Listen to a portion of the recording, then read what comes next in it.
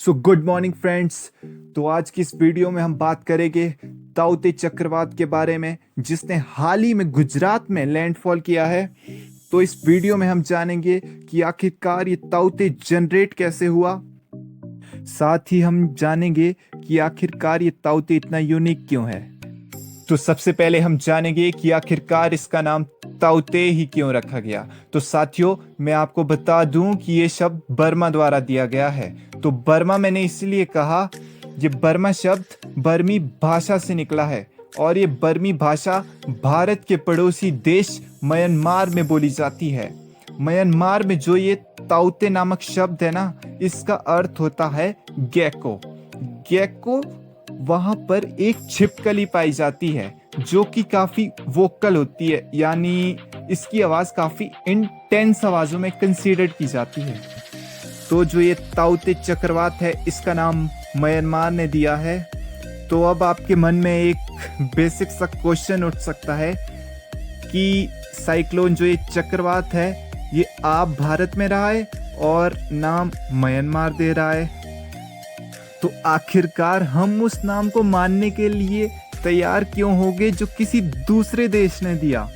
तो बर्मा वाले की बात हम क्यों मान रहे हैं, तो इसके पीछे भी एक बहुत बड़ा रीजन है। तो इसे समझने का प्रयास करिएगा। तो साथियों, आपको मालूम होना चाहिए कि पूरी दुनिया के अंदर जितना भी मौसम विज्ञान चलता है, जिसकी देखभाल करने के लिए एक संगठन है जिसका नाम है वर्ल्ड मेट्रोलॉजिकल ऑर्गेनाइजेशन, जिसके तहत हमारा इंडियन मेट्रोलॉजिकल डिपार्टमेंट भी आता है। ये इंडियन मेट्रोलॉजिकल डिपार्टमेंट अपनी रिपोर्ट वर्ल्ड मेट्रोलॉजिकल ऑर्गेनाइजेशन को सबमिट करता है और पूर्वी इंडियन ओशन यानी कि हिंद महासागर के अंदर 13 देशों ने मिलकर एक संगठन बनाया हुआ है। और उस संगठन में इन लोगों ने ये निर्णय ले रखा है कि जब भी बंगाल की खाड़ी या अरब सागर में कोई भी तूफान आएगा तो हम लोग बारी बारी से उसका नाम रखेंगे, जिससे लोग हमारी भाषा को भी पहचाने। जैसे कि आपका हो गया निसर्ग, वायु। तो ये सब नाम क्षेत्रीय आधार पर उन 13 देशों द्वारा दिए गए हैं जो कि हिंद महासागर से कनेक्टेड है। इसमें बांग्लादेश भी है, म्यांमार, येमेन, ओमान, मलेशिया इत्यादि। तो आई होप कि अब आपको क्लियर हो गया होगा कि इसका नाम ताउते ही क्यों पड़ा। तो कुछ रिसेंट ईयर्स में देखोगे ना आप, तो अरेबियन सी में फ्रिक्वेंटली साइक्लोन डेवलप हो रहे हैं। जो ये ताउते है, ये 2 दिन के अंदर ही डिप्रेशन से वेरी सीवियर साइक्लोन में डेवलप हो गया। तो डिप्रेशन ऑफ द साइक्लोन हम उस पॉइंट को कहते हैं जहां पर साइक्लोन की जो स्पीड है वो 31 से 61 किलोमीटर पर आवर रहती है, और जो सीवियर पॉइंट होता है साइक्लोन का, उसमें साइक्लोन की स्पीड है जो वो हो जाती है 200 किलोमीटर पर आवर की। इससे ज्यादा भी हो सकती है वो थोड़ी बहुत। तो यहाँ पर आप खुद नोटिस कर सकते हो कि जब ये डिप्रेशन से सीवियर कंडीशन में जाता है तो कितना बड़ा डिफरेंस आ जाता है इसकी स्पीड में, जिस वजह से ये डेवलप होता रहता है। तो यहाँ पर आप ये कॉन्सेप्ट भी समझ लो कि आखिर ये साइक्लोन जनरेट कैसे होता है। So let's get started. तो साइक्लोन जनरेट होने की सबसे पहली नॉर्मल कंडीशन ये रहती है कि या तो आपका जो सी सरफेस का टेम्परेचर है वो 27 डिग्री सेल्सियस रहना चाहिए या इससे थोड़ा ऊपर। और जो ये सी सरफेस टेम्परेचर है, ये भी ऐसा नहीं है कि ऊपर ऊपर से टेम्परेचर हाई हो और नीचे कुछ भी ना हो, बल्कि नीचे 50 से 70 मीटर की डेप्थ के अंदर तक ये टेम्परेचर सेम होना चाहिए। तो जैसे सी सरफेस टेम्परेचर हाई हो गया तो इस वजह से क्या होगा, पानी गर्म होने के कारण इवेपोरेशन होगी। तो ये नीचे लो प्रेशर एरिया क्रिएट करेगा, इनिशियली डिप्रेशन होता है।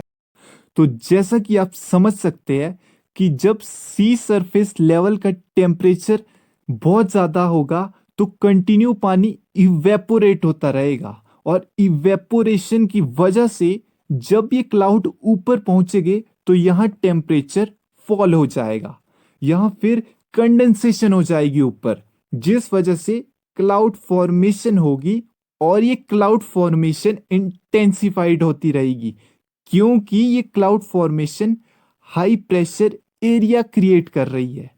क्लाउड की वजह से नीचे लो प्रेशर एरिया इंटेंसिफाइड होता रहेगा और ज्यादा इवेपोरेट करके ये इसको पानी देता रहेगा और ये ज्यादा इंटेंसिफाइड होता रहेगा और ये सेंट्रल एरिया बचेगा, ये होगा आई ऑफ द साइक्लोन। तो यहां पर आपको थोड़ा सा सिंप्लीफाई करके बताता हूं। तो देखो, जब गर्म हवा ऊपर चले जाएगी तो ऊपर क्या होगा, हाई प्रेशर एरिया, और जब गर्म हवा ऊपर जा चुकी है तो नीचे ठंडी हवा रही, तो नीचे क्या बना, लो प्रेशर एरिया।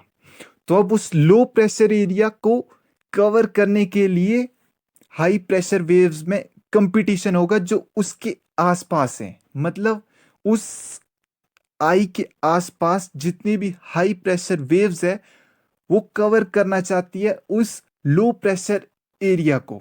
तो वो उनके बीच मतलब एक कंपटीशन होगा कि कौन वहां पर पहले जाएगा और कौन अपनी जगह बनाएगा।